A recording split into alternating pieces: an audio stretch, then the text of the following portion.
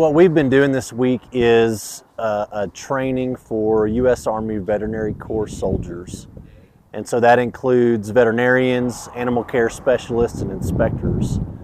And so those soldiers have gotten a chance to work with a variety of livestock and get into a variety of animal facilities to really hone their skill set and ability to do some pretty important procedures. The intent behind training this week was to give the soldiers an opportunity to work several hundred animals over the course of 2 or 3 days, which is more than we're able to do a lot of times, maybe over the course of half a year or a year, just relying on patients to come into the VTFs.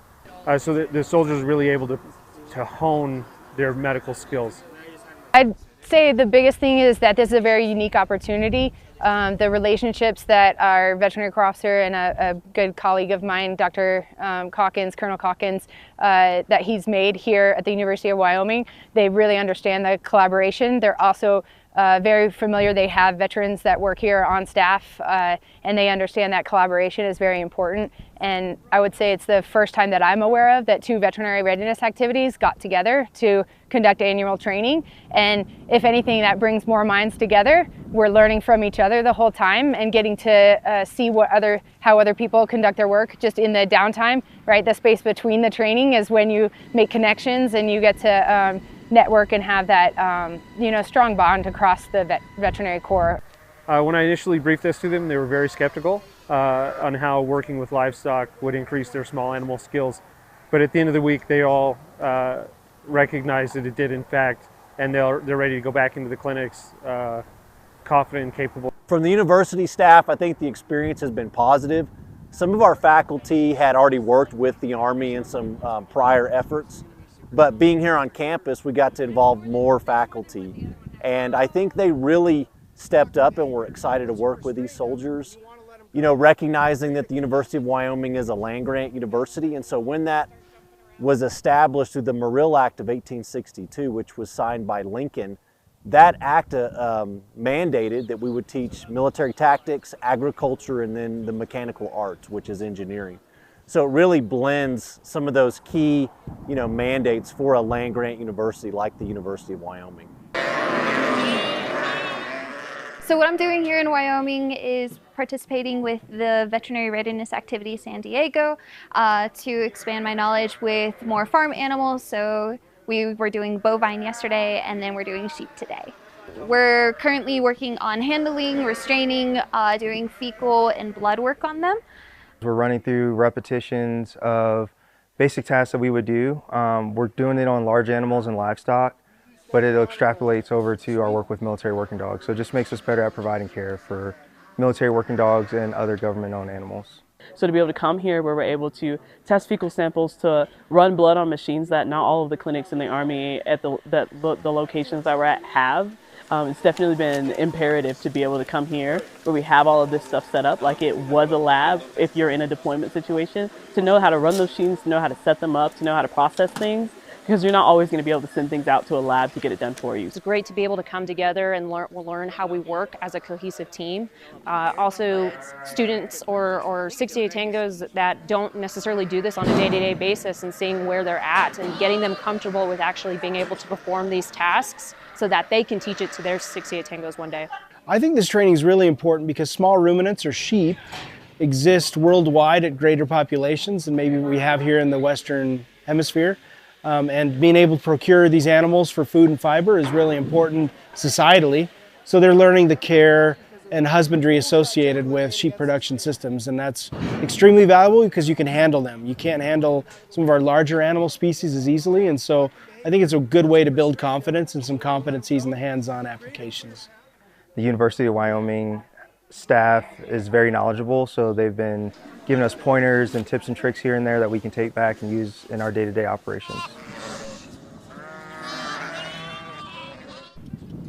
The reason we're out here in Wyoming is to get a little bit more hands-on experience, either for ourselves as the veterinarians, our veterinary technicians, working with some animals that we typically don't see on post, but this is the type of animals that we may see in a deployed environment. So it's really good to get those sets and reps in. It's better than just reading about it. We need to actually come out here and do it and get a feel for how to do these things properly. If they're ever out in country out in the field and they need to procure animals to use as food for troops, it would be imperative that the animals they're using are healthy, well taken care of. So we're giving them an opportunity to practice a lot of different animal health management techniques, everything from just simple giving a shot vaccine or oral medicine to ultrasounding. I've learned that cattle respond better with slow, being confident that they're not going to trample over me. I did not know that you stick their vein like straight up. I'm so used to if we go on the vein straight ahead, we'll blow it. So that was something new. So this is our ATX, it's our annual field exercise. And every day we're going to be doing something different. Today we are learning about cows. We're getting blood, doing different blood tests like CBC chem. And the CBC means complete blood count. We're doing the chemistry to check make sure that their organs are working properly. And we're also checking temperature, normal vitals, their heart rate, and their mortality on their guts. So we check how their guts sound.